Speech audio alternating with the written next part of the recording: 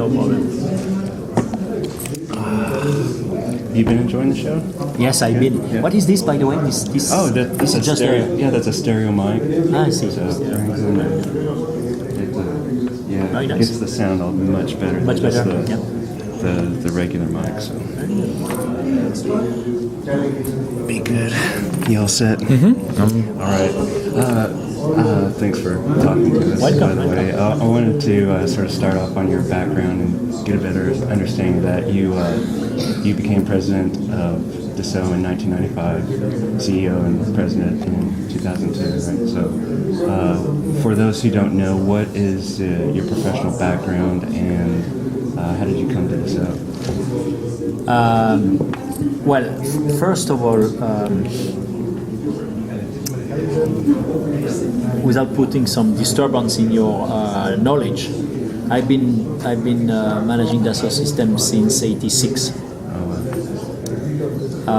but it was not visible outside. Okay, 1986. And the reason why it was not visible outside was basically our founder is a financial person, so he's not a technical person. And basically the founder was the official title. I've been developing Dassault Systems since the beginning. So in short, I joined Dassault Systems when there were 50 people in the company. I did my military service. I was asked by the French government to go in a startup company called Dassault Systems, and I did my military service at Dassault Systems. And I'm still doing my military service at Dassault Systems. Briefly said, when you have a startup company like this, nothing is well defined. It's just a group of people, geeks, developing things. Okay. So I created a strategy for the company because at the beginning a startup is a good idea with a good product and you try to develop the product. So, but you need a strategy if you want to have a future. So I developed a strategy, then research activity, then created all the departments related to, at that time, the Unix workstation plans, and went through the different jobs, creating the HR organization. In a startup, there was no HR organization. You need to build an HR organization, build the marketing, the sales, and I've been basically doing almost all jobs to really build the company. I mean, this has been my job for the last almost 30 years. And so, when did you feel like you're the man for the job to be CEO of Dassault? Well, the CEO title was a legal title. Yeah. You've been doing it already for yeah. years, So right? it's. I've always been careful to not be an administration guy. But you had sort of a technical background already. So For many years, I was both CEO and in charge of innovation. Because I told the board that I was not interested to be CEO without being in charge of innovation. Right. Good move. So and I think I am still doing that. Yeah. So in every high-tech companies, you have different style of CEOs. You have some of the CEOs are really oriented towards sales or marketing or market development. So more CEOs with a very technical or scientific background. It's my case. I'm much more sensitive to. And then what you have to build around you is build a collection of great teams and leaders who would complement you well. And this is what I've been doing for the last 25 years. So I still put a lot of attention on very fundamental research, the strategy, of course, and also product. I'm very sensitive to product.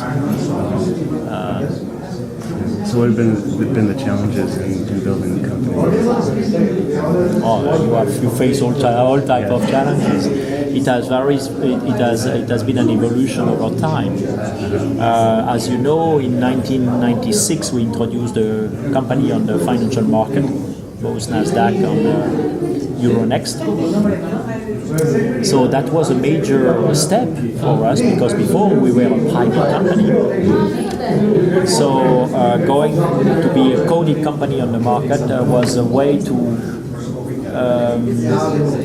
not really to fund our future investment, but it was more a way to be able to do merger and acquisitions.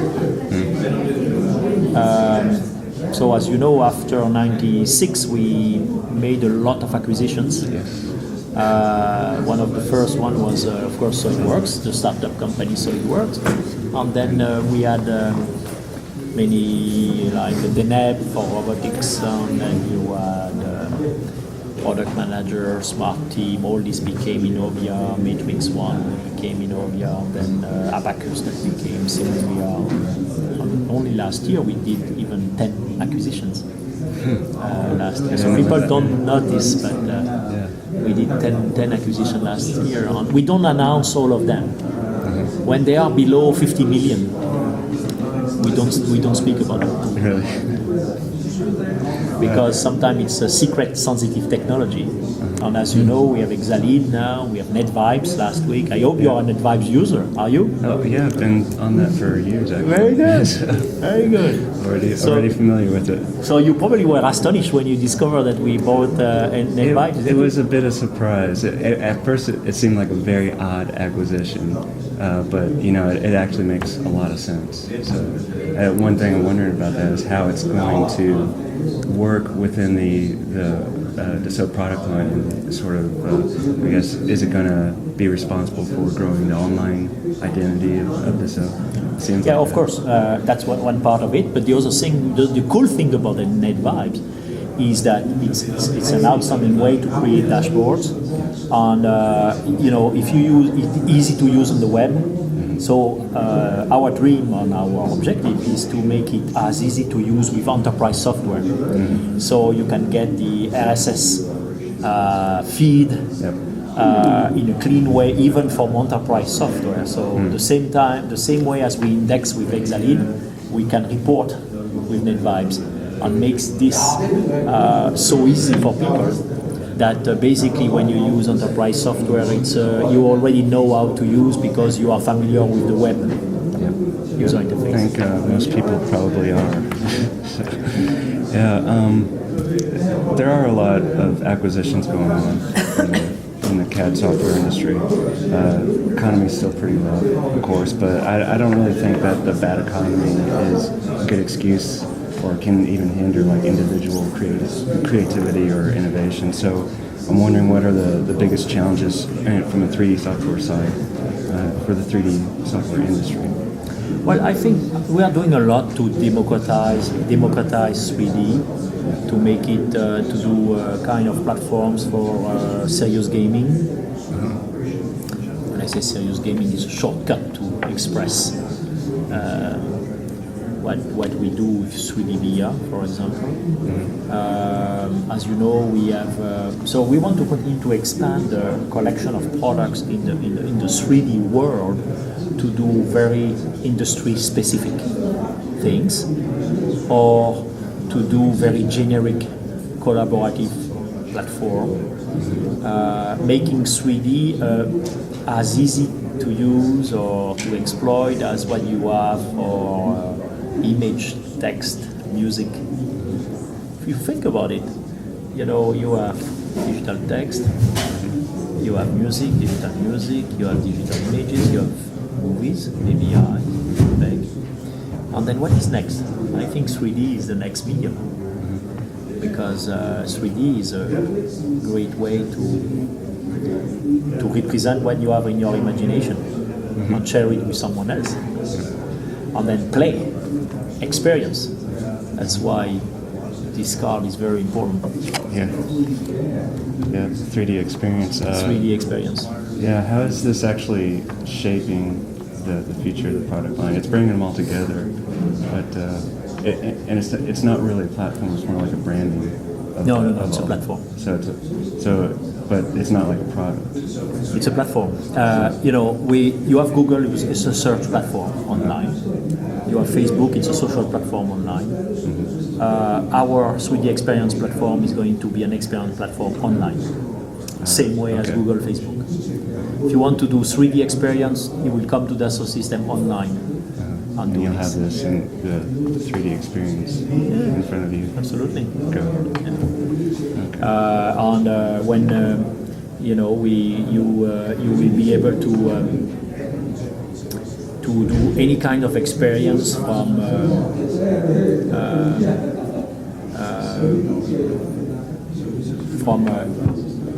this natural sketching like this, where everywhere in all products you will have this user interface, and you will be able to really do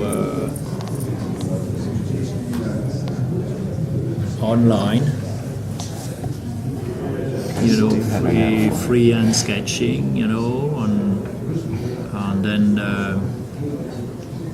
create things in a natural way like this with mobility, and then you do save and it goes on the cloud. So the user interface is all of our products. Everything in the Dassault system will go and use this as a way to navigate on the 3D, connect in a social innovation environment, index the information so you can get with NetVibes or whatever, or indexing of information, the information you need to associate to that.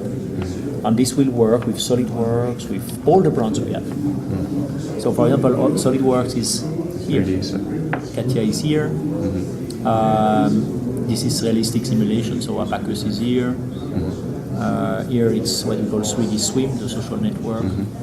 So you can position the 8 brands we have in this environment. And this isn't out yet.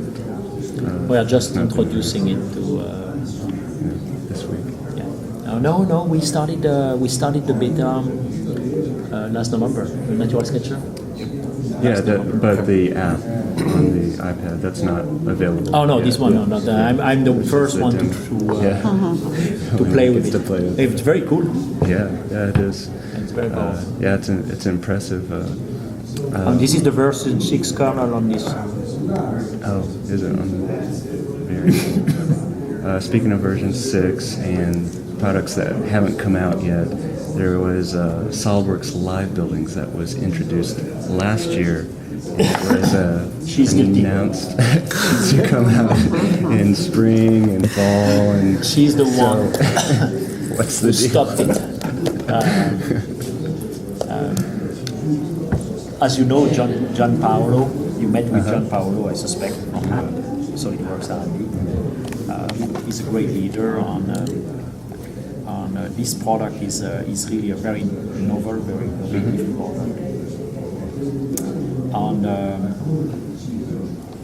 we had some hesitation about how to introduce it to the market.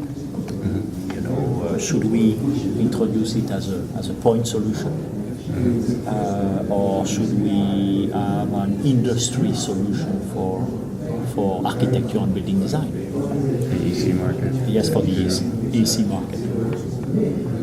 You also know that independently of light building, we have today a joint venture with Gary Technology from here.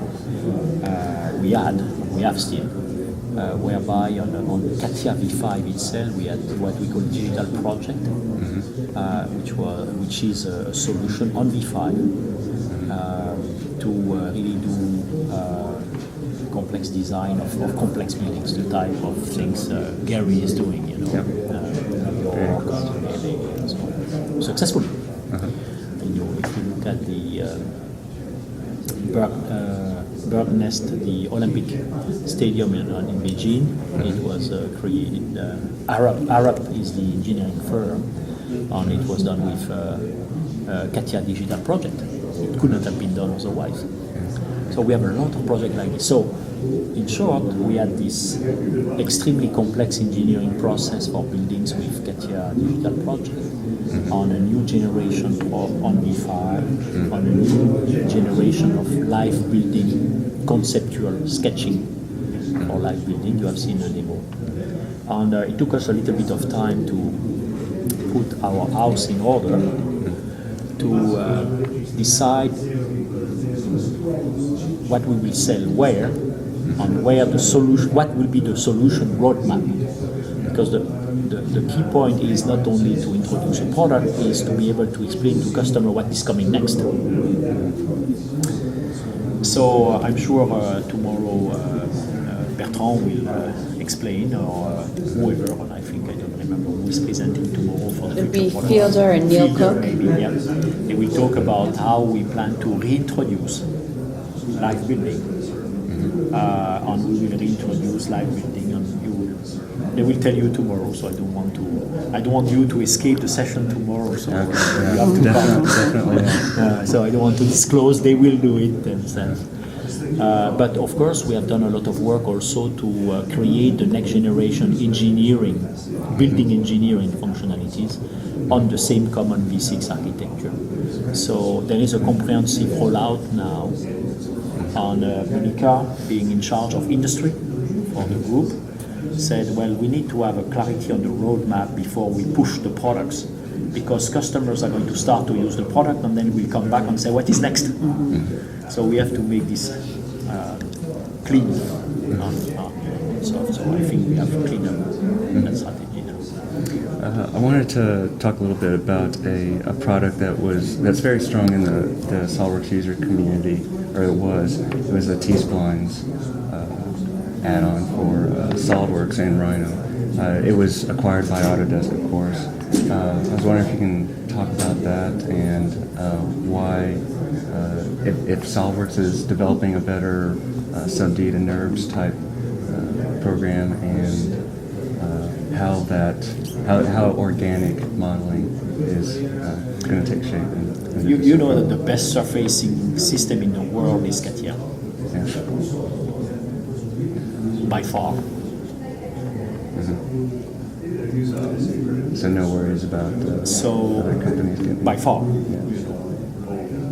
All best sophisticated design are done with CATIA. Yeah, but so on the what we want, SOLIDWORKS side, there's... I'm going there. Okay. So what one could say, it's not CATIA. One could say it's V6 component.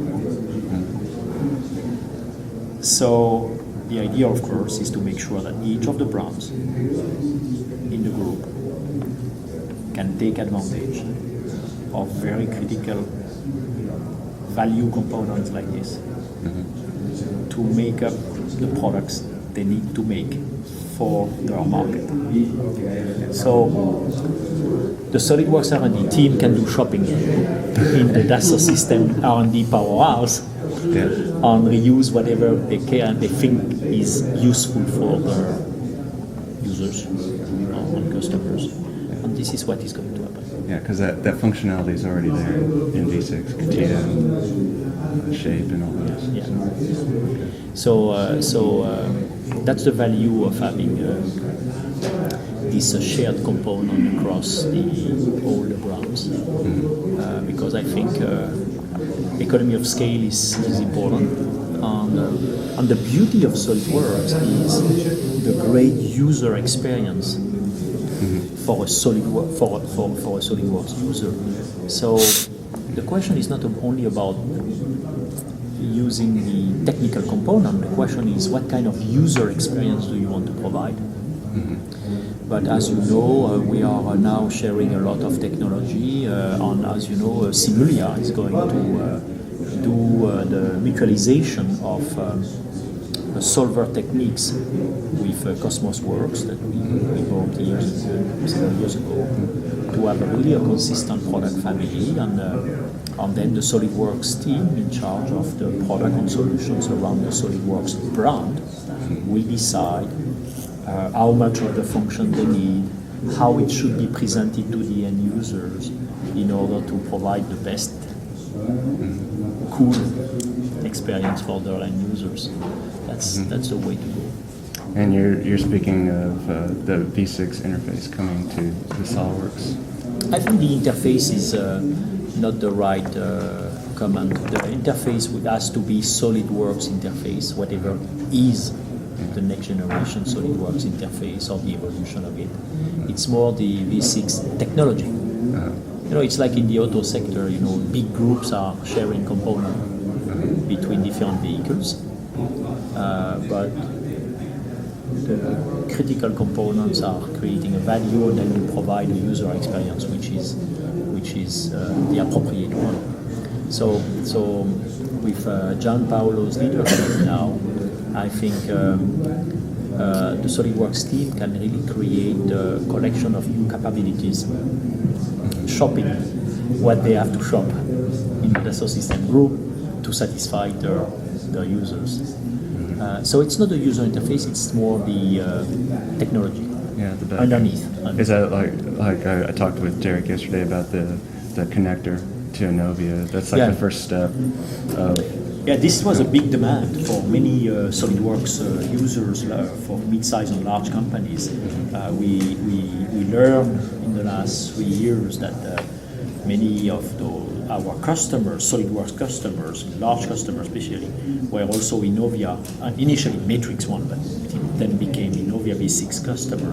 And they said, you know, those solutions should work together, and we have created everything that can solve their problem from that standpoint. And I think they are very happy. So the connectors, the capacity to